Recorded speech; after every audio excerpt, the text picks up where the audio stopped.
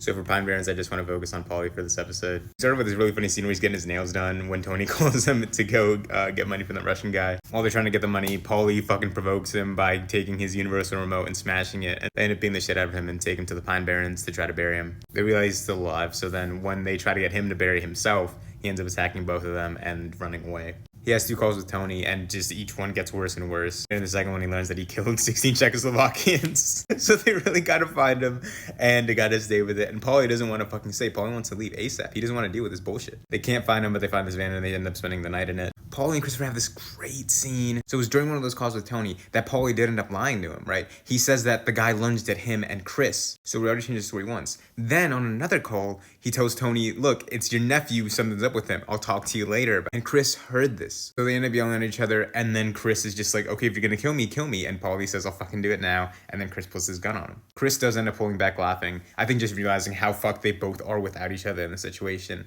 But again, they would have both left each other to die if the other one provoked him enough. So I do also have the script of Pine Barrens in this book that I got.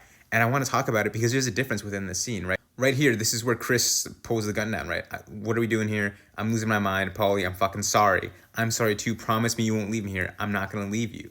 But the love fest doesn't sound 100% from either of them, right? In the show, it's not like that at all. It just ends up being Christopher laughing and then Paulie kind of concerned, but just like, don't leave me. And so then we go to the end of the episode, and this is after Tony has come and picked them up and found them. So it's during the scene that Tony does ask Paulie one more time, do you want to find him or not? And Paulie says, fuck it, let's go. If he's dead, he's dead. And Tony says, okay, if he's not dead though, that's your fucking problem. I think this episode just shows, who Paulie is really and that he's only for himself. Again, I don't think he'd flip. But that's because he has nothing to gain from it. If Paulie had a family, I think he'd be the first to flip. Because again, all of these men are for themselves, specifically Paulie too. Throughout this show, all he does is talk shit. All he does is try to scam people as much as he can. And we can argue, that is everyone in the mob.